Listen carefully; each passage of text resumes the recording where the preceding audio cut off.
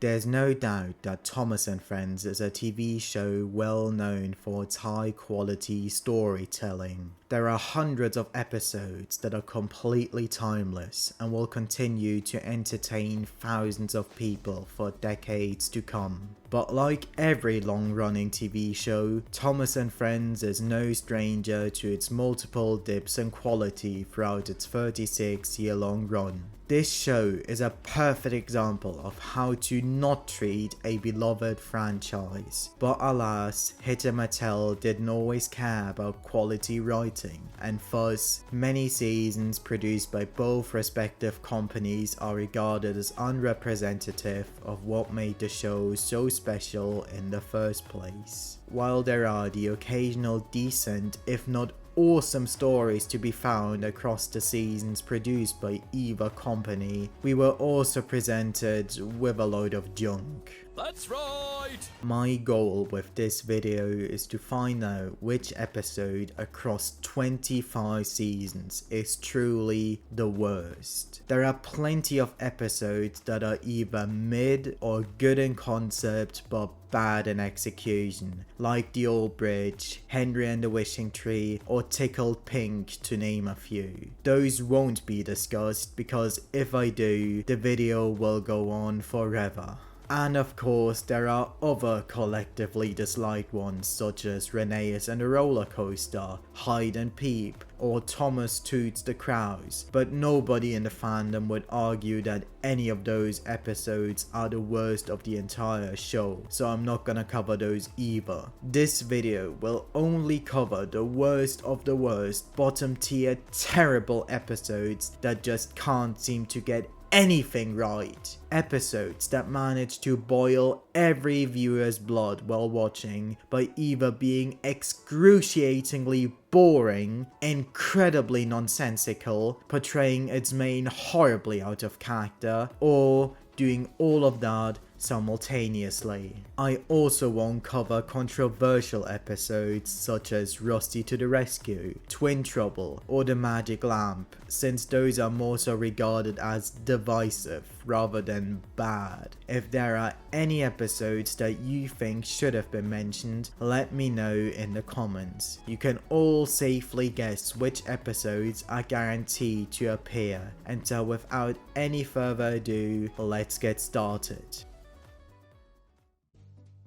Almost every hit era Thomas messes up episode. I think it would be smart to get a huge chunk of episodes out of the way up front. Allow me to explain what usually happens in a typical Thomas is assigned to do a job and he messes it up episode. Thomas has a special job to do and he is keen to make Sir Topham Hatt proud. Either during or right before the task, Thomas gets a stupid idea that he shouldn't commit, but every single time he does so anyway. He either doesn't realize his mistake, or he does but doesn't care. He makes a second mistake, and again he doesn't notice, or he does notice but doesn't care. And then he makes the big bad third mistake that ruins the job he was assigned to. Either he is reprimanded or he fixes the mistake by himself and is undeservedly praised.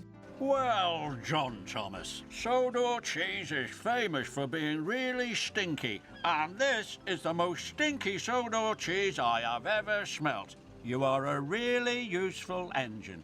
Why are you praising him, Topham? He literally ruined the entire first load of cheese by goofing around, and you are proud of him? Unfortunately, almost all of the episodes that use this formula blend in and aren't much different from one another. If you've seen one Thomas Messes Up episode, you've effectively seen them all. Now, as much as we all collectively despise those episodes, there are a select few that are decently, if not well written. Thomas Saves the Day, Thomas Tries His Best, and Runaway Car come to mind. But alas, those few exceptions are only few and far between.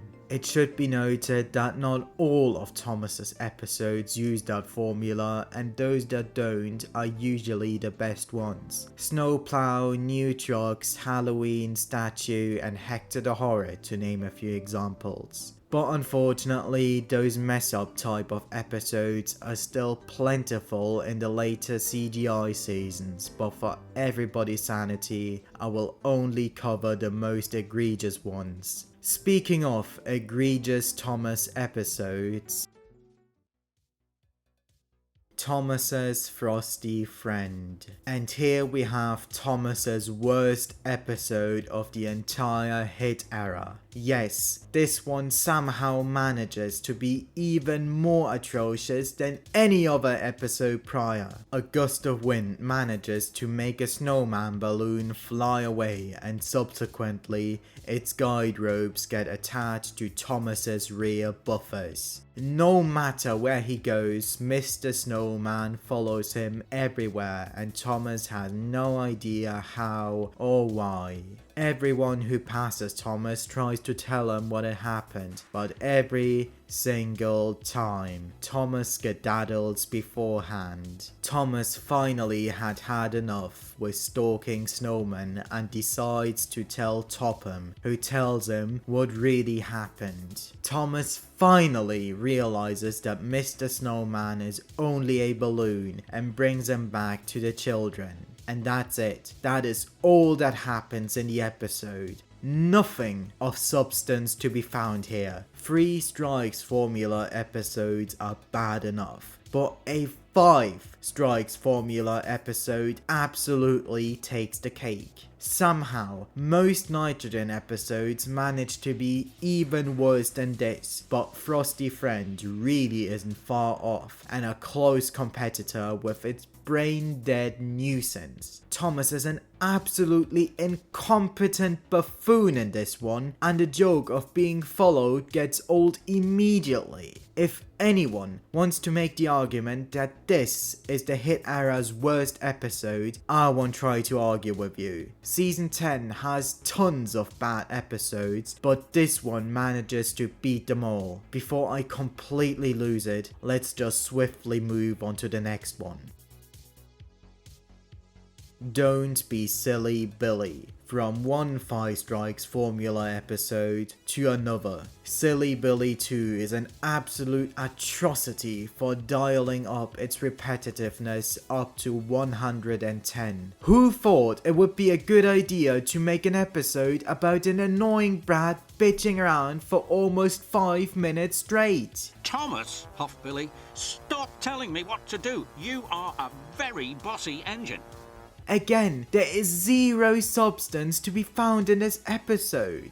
I honestly like to believe that Topham sent Billy packing after hearing about what happened, since he never reappeared again, and not a single person cared or was upset by it, both in real life and in universe. Even Charlie is a better character than him. Fucking Charlie. Hero, what has 4 legs but never walks? I don't know, Charlie.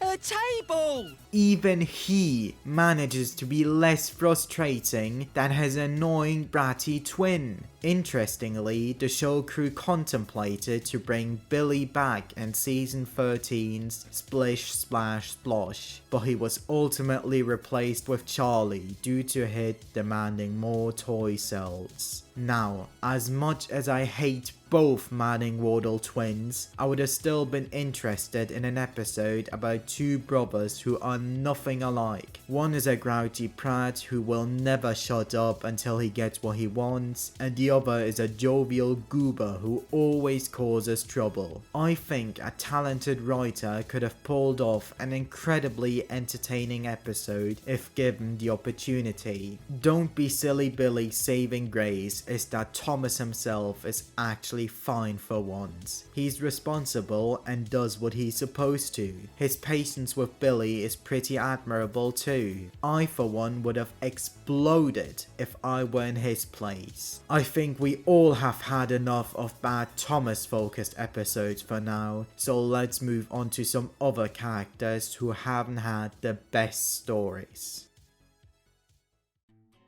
Duncan and a hot air balloon. Now this episode absolutely boils my blood. I have briefly talked about this one in my latest video, though I purposefully didn't go into masses of detail because I wanted to give it the rant it deserves here. It's the Percival twins' birthday and Duncan is looking forward to giving the two their annual special ride. Mr. Percival, however, decides to change things up this year, and so he asks Duncan to collect an inflated 25 meters hot air balloon on a flatbed. Peregrine, why on earth do you want an engine to collect a hot air balloon when it can also fly straight to your house instead? Polly, are you sure that this is the right man to raise 5 children with? Duncan tries to do his job at first, but he eventually capitulates midway through and causes the balloon to fly off. The balloon ends up bursting due to the sharp weather vane and Duncan is told off.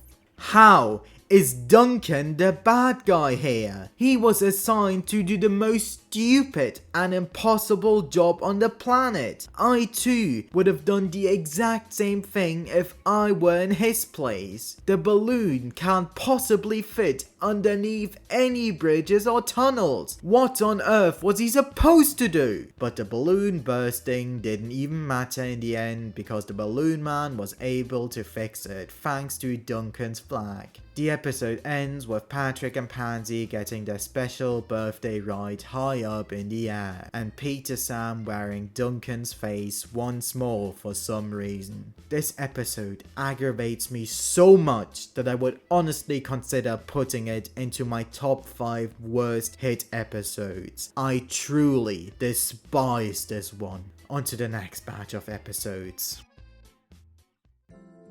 Many of Toby's episodes from season 8 onwards. Plenty of characters have been mischaracterized depending on the era, and Toby is no exception. From season 8 onwards, Toby's episodes usually revolve around him being afraid of the most minor of things. Afraid of shunting trucks for Edward, afraid of transporting Alicia Botti, afraid of leading a parade, afraid of the Whispering Woods, Knapford Junction, or Misty Island, despite being there multiple times prior with no issue. I have no idea where they got that stupid mischaracterization from, because this is completely unlike the Toby prior to this. Him being scared of literally anything just came out of nowhere, and alas, that was the characterization that the writers stuck with for pretty much the rest of the series, with some exceptions here and there. It's such a shame that pretty much none of the writers seem to get Toby right. There are only very few episodes in which Toby appears without being out of character, but even then the episodes aren't always guaranteed to be great. The Truth About Toby, for example, is such a stupid episode in which the engines believe that Toby is going to get scrapped, and yet none of them do anything to help. Toby's got some great friends, doesn't he? Just sitting around and doing nothing to rescue him from potentially dying. Toby himself is actually okay in this one. I adore the friendship between him and Henrietta, and him losing his mind at Reg's stupidity is quite relatable. I'm lifting you up, so whoever's coming can see you when you call for help. No, Reg, stop! Put me down! But other than that, it's a broken mess. Hasty Hannah and Toby's new friend are what I would consider decent episodes, though I don't exactly have any strong feelings one way or the other about either of them. Toby's new friend is more about Philip, and Toby's just a curmudgeon throughout, though I can't exactly blame him for that. This is Philip that we're talking about after all. And to be fair to him, I sympathize that he was scared of working with Hannah and ended up dumping her in the siding. What she did was incredibly dangerous, and she almost caused an accident on multiple occasions. Alas, even those few decent ones are a rarity for Toby, and the fact that he'd received only one truly great episode in between seasons 8 to 24 is really disappointing. Despite Toby suffering major mischaracterization throughout the years, he wasn't the only one to deal with that. Moving on to the next one. Many of Edward's episodes from season 9 onwards. Unfortunately, Edward too has suffered major character regression during this period. He was already on shaky ground in season 6's Harvey to the Rescue, in which he agrees with the others that Harvey is useless out of nowhere. Not only has he received a terrible supporting role, but he'd also received an atrocious spotlight episode with Edward the Very Useful Engine, in which the others now bully him out of nowhere. Edward is a useless old steampot, Gordon sniffed. He should be retired, and the other big engines agreed with him. What the fuck happened? Duck and Boko saw to it that Edward was left in peace. Gordon and James remained respectfully silent.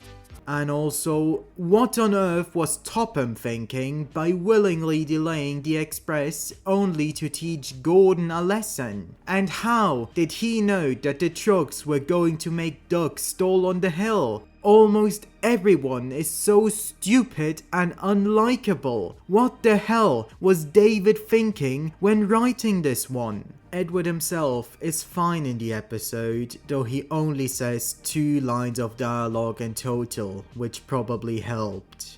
But sir, he asked, who will look after the trucks? It's good to be back, Edward chuffed happily.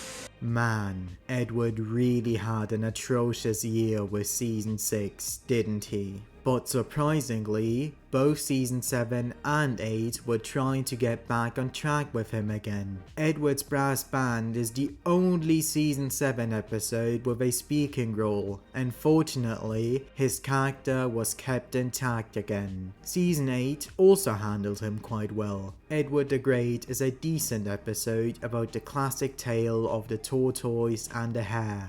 We'll do my best, he puffed. James and Gordon are still rude to him out of nowhere, yes, but at least Gordon makes up for it later in the same episode, and James too makes up for it in James the Second Best. Well done, Edward, he called. You are a credit to the railway. If I was a back engine, all the children could still ride on Edward. His supporting roles in Don't Tell Thomas, James Goes Too Far, and Chickens to School, in which he was portrayed accurately, are also appreciated. Gordon said a really useful engine never needs help, moaned Thomas. Ha! Laughed Edward. I'm always helping Gordon up the hill. Gordon was very embarrassed. But alas, his course correction was completely thrown out of the window again with season 9 Saving Edward, which is a horrible episode and again a completely inaccurate depiction of his true character. Edward is in need of maintenance, but despite knowing that Topham takes good care of his engines, he suddenly fears that he will be scrapped out of nowhere. Why? Not only is that nothing new to him, but he'd also wheezed and clanged in the past without a second thought. Edward was getting old. His bearings were worn and he clanked as he puffed along. This one is especially frustrating because this is the only hit episode to star Edward and Thomas, which could have been an awesome episode about the Seldom dynamic, but alas, that wasn't meant to be. Steady Eddie ain't any better. For some reason, Edward decides to show off his water wheel to everyone rather than taking it to Great Waterton immediately. Due to his foolish decisions, the water wheel ends up landing onto Gordon's train, which is en route towards the smelter's yard. Why do you not whistle at him to stop Edward? And why is Gordon pulling trucks of scrap instead of the express? That's typical season 12 writing for you. And yet, we haven't even reached the worst episode. That honor goes to none other than Edward Strikes Out. Not only is Edward atrociously out of character here, but Gordon too is so stupid in this one. That crane might be big, Gordon sniffed, but he has no engine. He can't move unless another engine pulls him. You don't say, dipshit! Of course he can't move by himself! Why are you guys acting as if this was the first time ever you came in contact with a breakdown train? Rather than being portrayed as a kind and gentle engine, Edward is characterized as rude and judgmental to make the story work. I truly despise that episode, not only for its lack of logic and terrible characters, but also for the fact that Edward is characterized correctly in other hit episodes in which he plays a supporting role. Edward and Emil, Charlie and Eddie, Edward the Hero, and Salty Surprise aren't great either, but at least none of them are horribly awful, and I can find a few positives in all of them, and thus they're omitted from the list. Let's close the model era off with another batch of episodes that you all have been expecting from the beginning. Many hit-era Skarloey Railway episodes. There are plenty of characters who have had experienced inaccurate depictions of their true selves depending on the show's era. Toby and Edward didn't fare well in the hit era, Henry and Percy didn't fare well in the CGI era. However, none of them were as horribly bastardized as Skarloey, because the four aforementioned had at least some respective good moments. Skarloey is by far the most horribly misunderstood character of the whole series, going from a respectable, wise, experienced old man to a pathetic, whiny child. He was thankfully fixed for good when the show switched to CGI, but his inaccurate depiction in the hit era will forever remain a huge, painful stain. In Skarloey the Brave, he lets himself get pulled up by the incline to show how brave he is, despite witnessing Duncan's dilemma when he did the exact same thing. I'm the bravest engine in all the world, he called.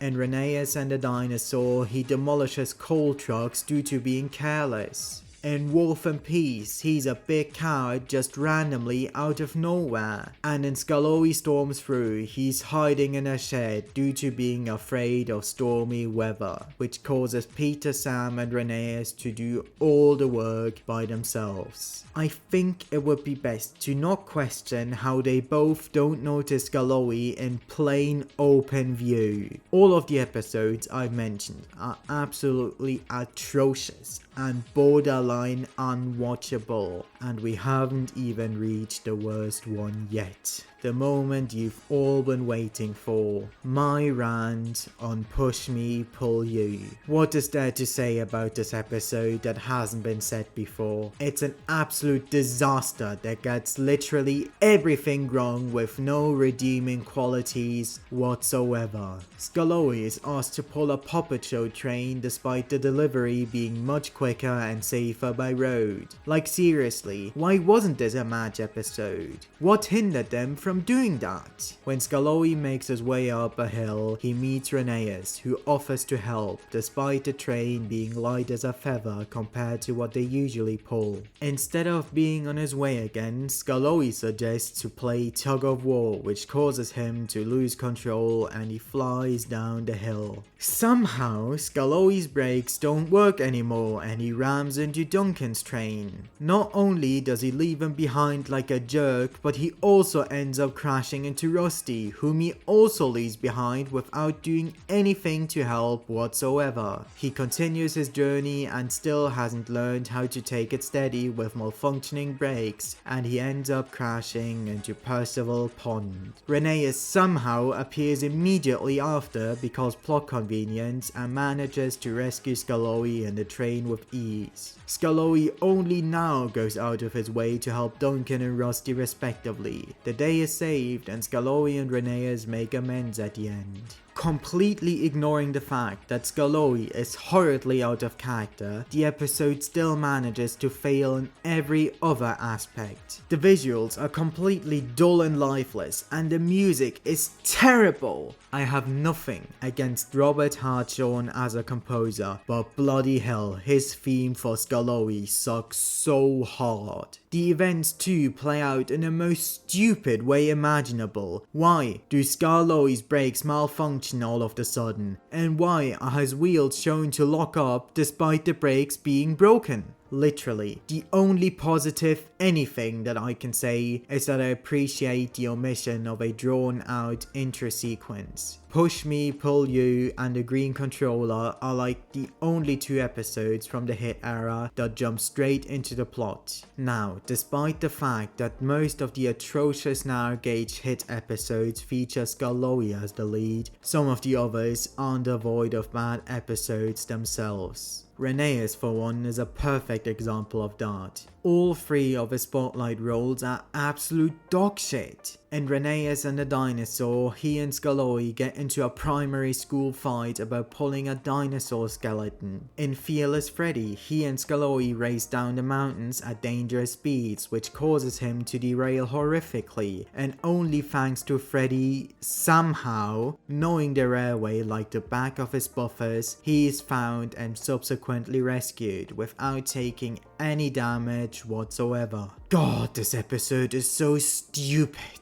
And in Missing Trucks, Rheneas wants to help Skallowy in secret, which later backfires when he discovers that Skallowy's train went missing. I will say that this is easily the least egregious of the three, because at least I can see what they were going for and I don't mind the concept per se, but again, the execution is just not very good. What was the point of Rheneas trying to keep it a secret to help Skallowy? Why does he not comprehend that by not telling him or any of the others, he will only cause more issues? They should have just made Rheneas help Skallowy openly and perhaps make it an episode about him lending a helping buffer to every struggling engine he passes. He has managed to run the entire railway by himself, so making him a bit overconfident doesn't seem far-fetched at all. Perhaps the episode could have ended with Rheneas breaking down after working too hard, and it's now everybody else's turn to help him while he is absent. Rusty, meanwhile, was turned into an irresponsible cretin, incapable of doing the most basic of work. In Tuneful Toots, Rusty gets bullied for his horn, which admittedly is completely out of character for the others, but Rusty himself doesn't escape the episode unscathed either. Instead of bringing the brass band back in time, he travels for so long that he runs out of fuel and is subsequently stranded. And in which way now, Rusty rushes the workmen, which causes them to place the wrong signs at the wrong places, and henceforth a huge kerfuffle occurs. I absolutely can't comprehend why Rusty became so out of character all of a sudden. He was never characterized like this prior. In Skallowy and Rheneas' cases, at least I can see where they were coming from. They were both already mischaracterized in season 7, and alas, those were the personas that the hit era chose to stick with. Sahandel too didn't fare much better. He finally returned in season 10 after a 5-season long hiatus, and to be fair, writer Simon Nicholson at least attempted to give an explanation for his absence. Sir Handel had been working in the stone quarry all summer. The narrow gauge controller, Mr. Percival, was happy to see him back.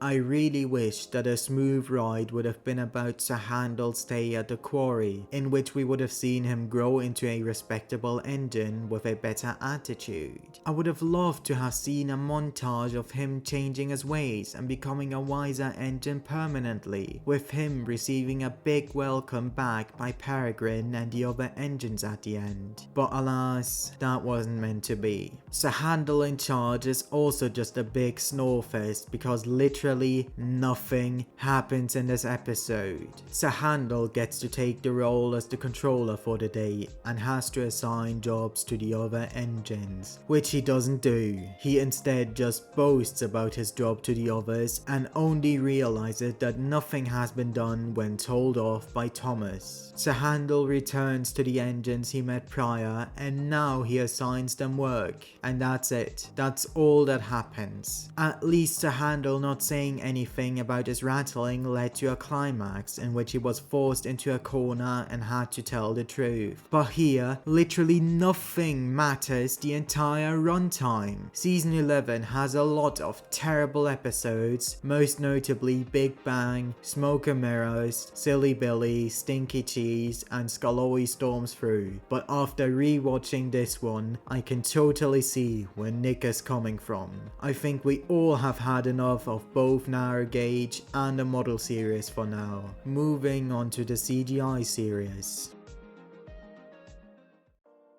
The Lion of Sodor. Now, this is an episode that I never remembered as good at all, but holy moly was I surprised at just how shit it was. What is it with Thomas not comprehending that certain things aren't anthropomorphic? I was silly to think I was as fast as you, Mr. Wind. Mr. Snowman, I told you to go back to the children. Why are you still following me? I'm sorry. I thought I had a real lion in my crate. I wanted to take extra special care of it. I didn't know the Lion of Sodor was a statue. Like seriously, what the fuck went through the writers' heads? Thomas is somehow convinced that he is transporting a real lion in his crate, despite not even hearing anything inside to prove him right. Since when is transporting livestock anything new to him? Why can't he make the connection that he's pulling something inanimate? Does he not know how dangerous lions actually are to a human? He asks Henry, Edward and Toby to give him syrup, fish and straw respectively. But why? It's not their decision to make. And also, why are the engines willing to give him that in the first place without even questioning him? But it doesn't matter because the stupid NPC drivers just play along and do whatever the engines want them to do. I fucking hate it when the drivers are only used as mannequins to aid the engine's stupid ideas so much. And why do only Percy and Thomas not know that the Lion of Sodor is only a statue? You guessed it, lazy writing. The more you try to find any ounce of logic in this era, the angrier you get. What is it with episodes that revolve around Thomas transporting animals? Why do almost all of them suck so hard? Speaking of atrocious episode about animals, Thomas and the Pigs. Again, a horrible episode that makes zero sense. Thomas is such a ruthless prick in season 13 by not giving a damn about anything or anyone. Somehow, he's convinced that he knows exactly what a newborn piglet needs despite knowing nothing about animals, as I've just discussed. Thomas again asks passing characters if he can take some of their stuff for whatever reason, which ends up not turning out the way he'd hoped. Now who could have seen that coming? Not doing what you're supposed to ends up causing trouble? Who the fuck would have thought? How is it possible to mess up such a simple job so badly? But no worries, Thomas is able to immediately fix everything without suffering any consequences. And of course, it ends with the completely retarded cliche that the newborn piglet is named Thomas. I think I'll call him Thomas. Oh yes, we must call him Thomas. Genuinely, fuck off with that bullshit. Also, fuck off with that stupid rhyming. Some season 13 episodes don't have it, but others have it occur throughout the entire 9-minute runtime, and it gets annoying immediately. I must get the straw. There can be no delay. The piglets will need it by the end of the day. I must get the straw. There can be no delay. I've no time for chatter along the way. I must puff fast. There's no time for delay. The piglets need straw by the end of the day. Shut the fuck up already! But alas, there is a third Thomas-centric episode in season 13 that I've yet to cover. Time for a story.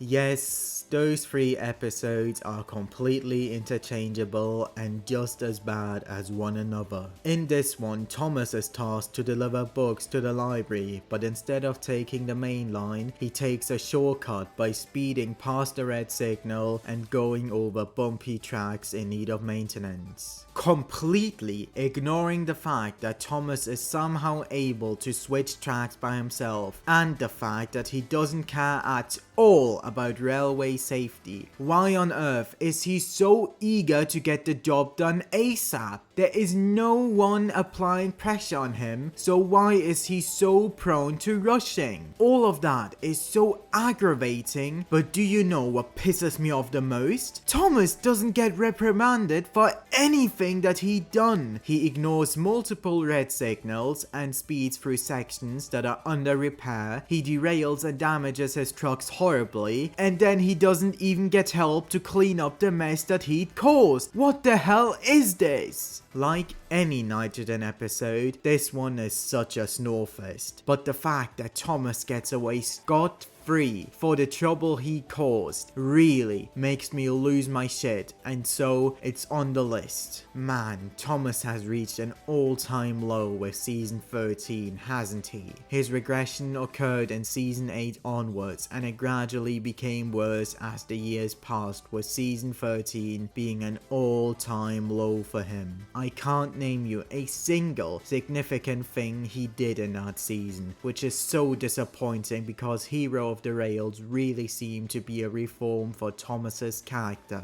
You are safe with me. I'm sure I can find the parts to fix you. I promise I will make you a really useful engine once more. I will make you master of the railway again. Everybody loves his portrayal in that film, and seeing him reduced into the biggest dumbass of his own show in the season that directly follows the special is nothing but disappointing. I hate Thomas in the Nitrogen era so much because he's only ever portrayed as the most incompetent, worthless buffoon or the shittiest, most stuck-up prick. I suppose the season 13 writers wanted to go with Thomas's early portrayal by making him overconfident and ignorant of needing guidance, but I can't say that it was a success. Thomas is so empty-headed in this season, and he's never shown to make any smart decision. He challenges Cranky, which ends up damaging him heavily. He spills bubble liquid everywhere, which causes damage to Sir Topham Hatt's car. He chases a motherfucking kite of all things. He plays with mud puddles, and he does a horrible job at covering the steamworks for Victor while he's absent. I think the only time ever where his character seemed to be fine was in Double Trouble, because he was actually aware that all the occurrences in that episode were unusual and he couldn't have known about Topham's twin brother Loam. With the exception of Hero of the Rails, 2009 really wasn't a good year for Thomas. But we aren't done yet because there's one more Thomas episode left to cover.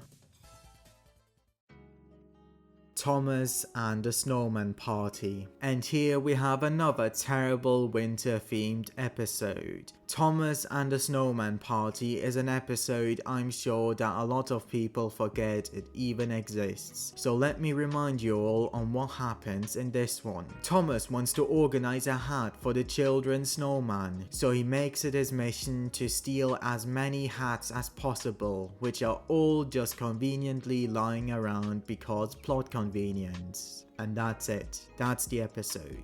I can totally see why people forget what happens in most Nitrogen episodes. They're all so insubstantial and blend in with one another. And quite frankly, if I hadn't watched them all last year, I too would have totally forgotten what happens in many of them. Also, what on earth is that episode supposed to teach the audience? It's okay to steal other people's belongings for no reason at all? It's okay to commit a crime if you have good intentions? What the fuck is the moral here? I've already had enough of this one, so let's just move on.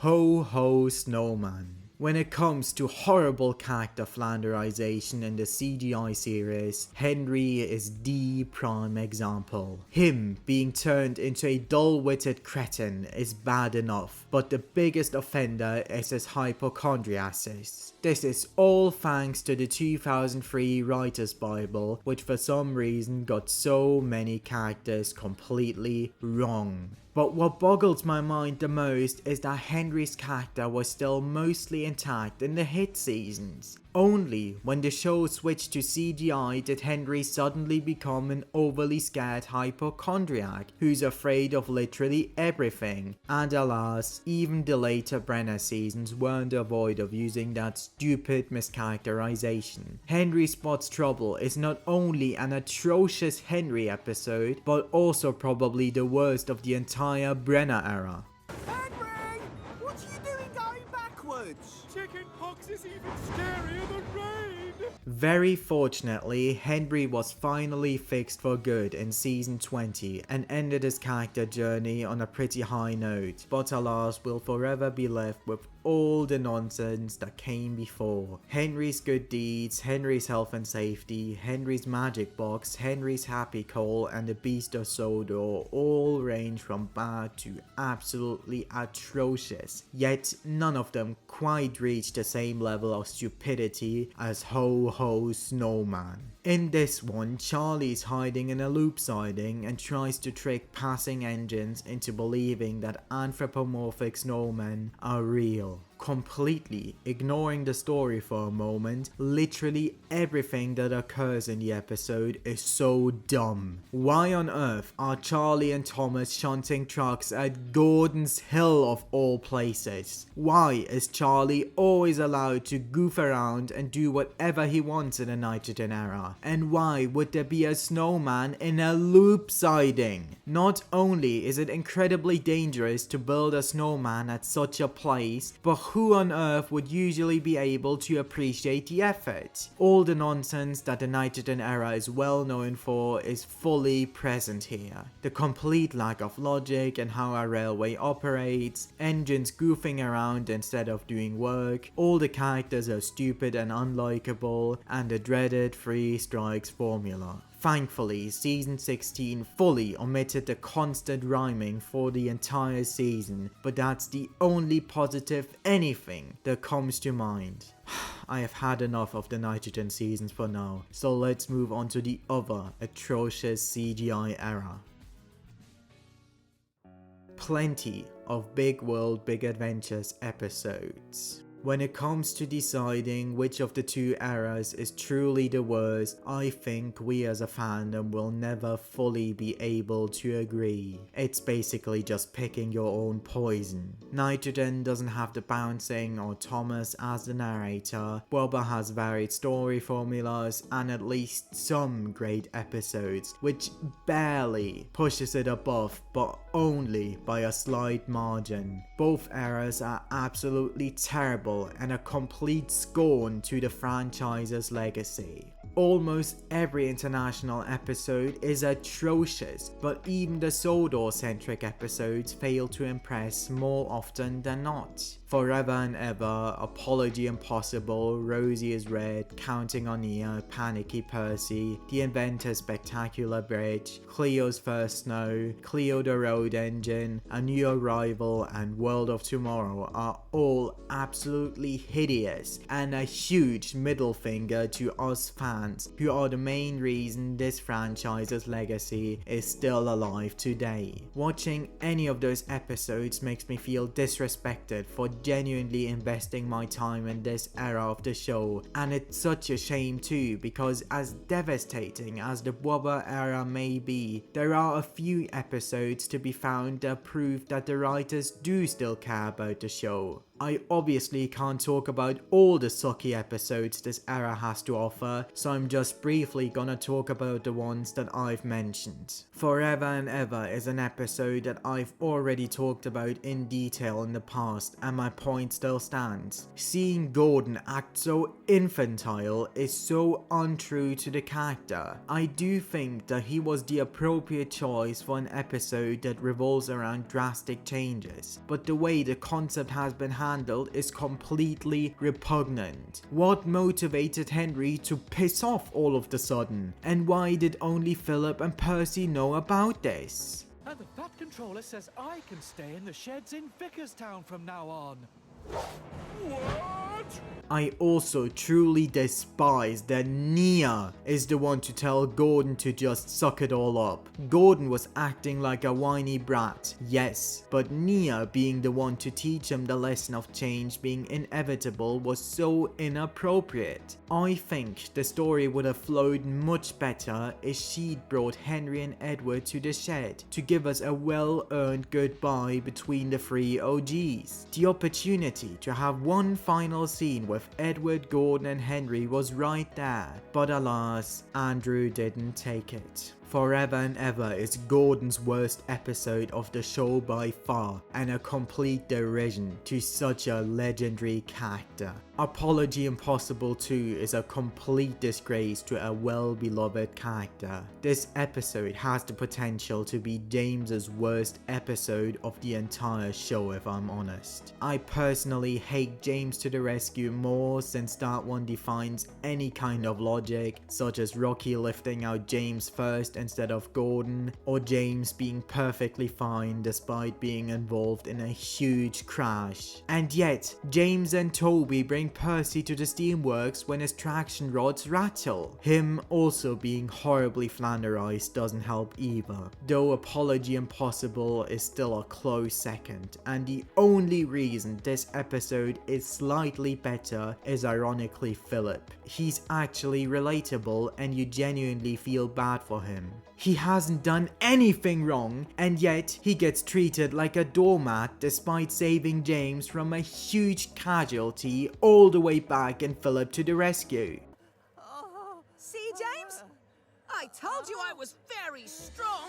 That's CGI James for you. You give him a hand and he spits you right in the face. Rosie is Red is nothing but cringe and a story I simply don't comprehend. Oh, is that right, Thomas? Or are you just sticking up for Rosie because she's your favourite? Thomas is sticking up for me because he's my friend. Ooh, Thomas is your special friend. Special friend. Special friend. Like, what the fuck is that? Everyone is bullying Rosie in that episode just because. The less said about counting on Nia, the better. Number 4, crisscrosses. Like Marion's crane? This episode could have been awesome and a respectful way to handle culture shock, but alas, this is what we've gotten. Panicky Percy is such a stupid episode in which Percy is overly paranoid for no justifiable reason at all.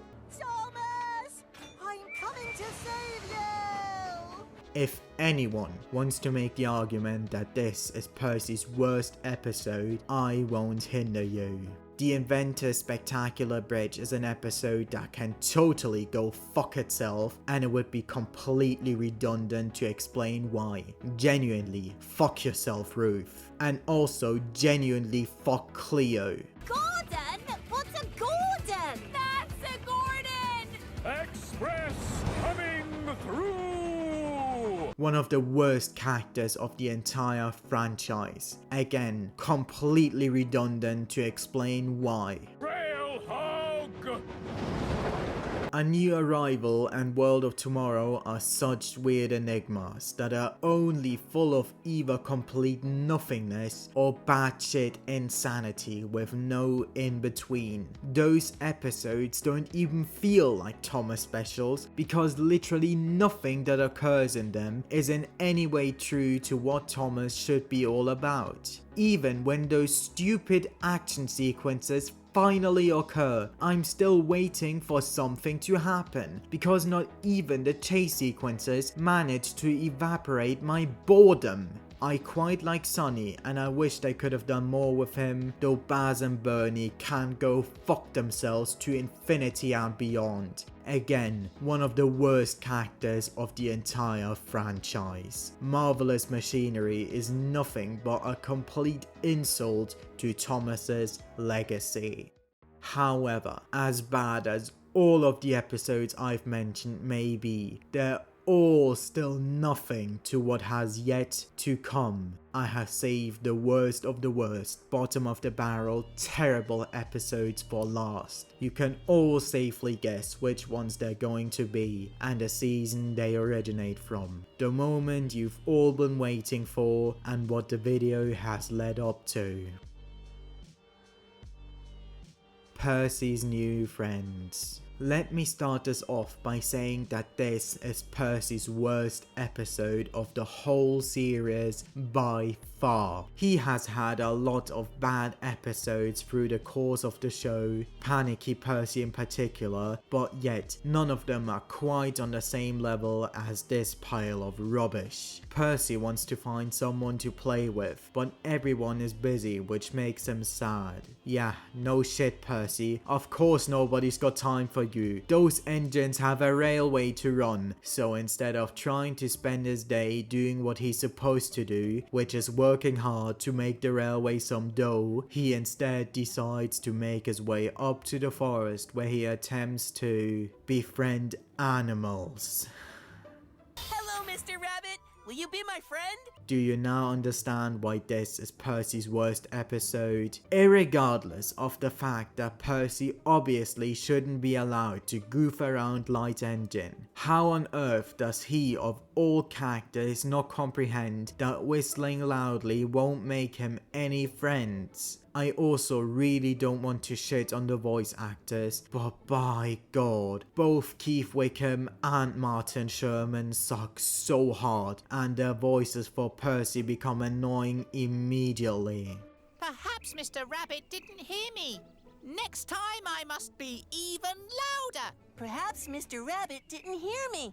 Next time I must be even louder. Percy later gets scared by Gordon, who's doing nothing other than pulling the express. Yes, Percy is scared of Gordon working loudly, despite trying to copy him in the season prior. You can't make this shit up. He finally realizes that he must approach the animals quietly, and just like magic, they immediately hop on his running board and the episode concludes with Percy kidnapping animals. I think that people tend to forget just how terrible this episode is and claim Panicky Percy as his most atrocious story, but trust me, it's not. Percy's new friends is. And while we are at the topic of whistles, let's head on to the next episode. Wonky Whistle. You know immediately that an episode is gonna be terrible when it starts off with Thomas almost killing innocent workmen. Genuinely, why are you so retarded, Thomas? Why can't you just sit there and wait for 20 seconds to let the workmen finish fixing you up? Again, someone is only trying to help Thomas and he responds by spitting you in the face. Thomas is to take livestock to the country show, but rather than transporting them in cattle trucks, he takes them in a single ventilated van. Why on earth would you cram ducks, a cow, and a dog all in the same wagon? And why is there no brake van? What is this era's issue with the most stupid train consists imaginable? Every time Thomas passes someone, he whistles to let them know that a country show is to be held. Yet somehow, Thomas is deaf of his own whistle and can't hear that it's faulty. Hurry to the country show. Tell your friends and don't be slow. Thomas's wonky whistle scared the ducks. Only when Farmer McCall tells him that, he's finally aware of it, and so he returns to the steamworks to let it get fixed properly. Thomas recollects the stranded animals and the stupid show that not a soul cares about is a success. And you guessed it, he isn't properly reprimanded for all the shit that he's done. Fiery Flynn. Let me start this off by saying that I never understood why Rocky is the one to always announce the emergency. Why him? How does he know what's happened immediately? In James to the Rescue, it was the rescue center manager, as it should be. So why on earth is it Rocky of all characters here? Now, this show has had lots of lazy writing, especially in this era, but this episode is one of the prime examples of a writer not giving the slightest of shit. Why would Rocky randomly say that a blue engine is in danger instead of just saying the engine's name? How lazy do you have to be to come up with an excuse this contrived? Anyway, Flynn immediately sets off despite not even knowing who the endangered engine is, and once he spots Edward, he immediately assumes that it's him who needs to be rescued. What are you doing, Flynn? I'm saving you. I don't need saving. You're not on fire? No. Flynn continues his mission, and when he spots Gordon, he again assumes that he's endangered and sprays water all over him and Sir Topham Hatt. Flynn, what are you doing? I was saving Gordon. Gordon doesn't need saving. Okay, that line is admittedly quite funny. Flynn finally discovers the real blue engine that needs to be rescued, and of course it's Thomas with the infamous line, His firebox was on fire. I won't even question why Thomas is at the diesel works of all places, but why on earth was Flynn even sent here to begin with when the drivers could have put out Thomas's fire the entire time? God, this episode is so unforgivably stupid! But yet, there's one final story that I've yet to cover. Up and away. There is not a single person watching this video expecting any other episode on the top spot. You all knew since the beginning that it all led up to this point. The episode starts with the most cringe-inducing intro possible, explaining how Percy and Thomas are the best of friends and how much they love each other. Thomas and Percy are best friends. Whenever they meet, they like to greet each other with a toot and a hoot and a whoop of joy. The two are required to transport an already inflated balloon to the showground, and neither will I bother questioning why it needs to be inflated already, nor why this task needs an engine to do a job as stupid as that, let alone two. Thomas suggests to take the woodland track, but Percy disagrees and Thomas obliges to not upset him. So they take the coastal track instead, where a strong gust of wind manages to blow the balloon away. Never seen that before. So the duo has to return to Brandon Docks to collect a new balloon. First of all, why is Mr. Bubbles still here? And second of all, are you actually trying to make me believe that Mr. Bubbles is a fucking helium machine? But that's the nitrogen era where all logic has to be thrown aside to make the stories work. Thomas and Percy of course managed to fuck up delivering the second balloon as well, and they actually think that it's okay to block the tunnel for all the engines who need to go that way, including Gordon. Speaking of, why on earth is he not at the showground already? So they have to return to the docks a third time, and again Mr. Bubbles is still here instead of traveling with Gordon. And of course they manage to lose the third balloon, which ends up knocking the hats off. My hat! My hat! My hat! All the hats were hatless. Thomas only now manages to stand up to Percy, who has this to say. You can't upset me, Thomas. You're my best friend.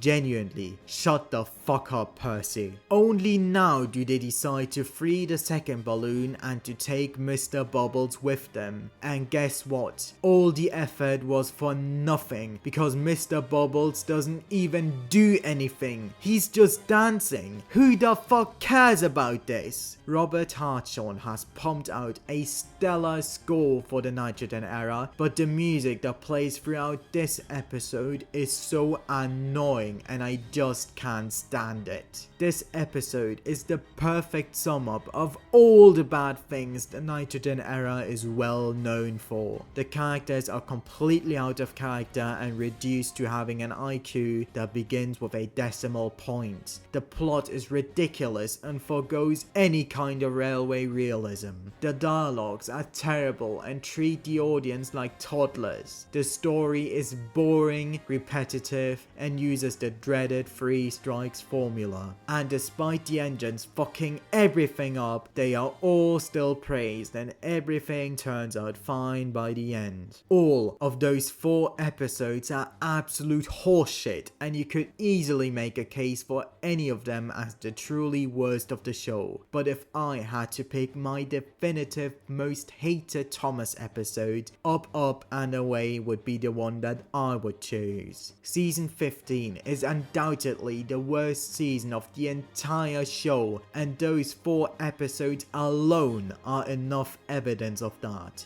Genuinely, fuck this season. And that concludes the first big video of 2025. I thought I'd try something new for the channel and focus on the worst of the worst bottom tier terrible episodes for a change. I have purposefully excluded any of the Misty Island as well as any international episode because quite frankly I couldn't be asked to recount them all, because if I do I'm guaranteed to lose my sanity, though I would like my next video to be a bit more positive again. As of now I ain't exactly sure which one it's gonna be, but perhaps I'll tackle 10 underappreciated characters next, since plenty of you seem to like the idea. It would be recommended to check my latest community post in which I go into detail on what I want to achieve this year. I ought to give you guys a massive thank you for reaching almost 20,000 views on my Nitrogen Gordon video. I still can't fathom how a video of mine could ever blow up like that. Additionally, we've also amassed over 800 subscribers in just 1 year. Thank you all so much for that. I'd also like to remind you all again to vote for 2 massive projects that I may tackle in the far future. Our top 14 Thomas specials and an even bigger top 25 Thomas seasons. Once we've reached 200 votes in total with 80% who have voted for yes, I'll do my best to make those videos become reality one day. With the closure of Hatton's at the beginning of last year, 2024 was not off to a good start, and alas, the end of said year also ended on a tragic note. Our beloved show creator Britt passed away peacefully at the 25th of December, barely before the beginning of 2025. I have since made a tribute for the occasion, which is linked in the description below. My deepest condolences to the Allcroft Wright family. Here's hope that everyone who's deeply affected will recover from their loss as soon as possible. We, the unlikely fandom, will continue to keep Britt's spirit alive for many decades to come. From the bottom of our hearts, thank you, Britt, for being a friend.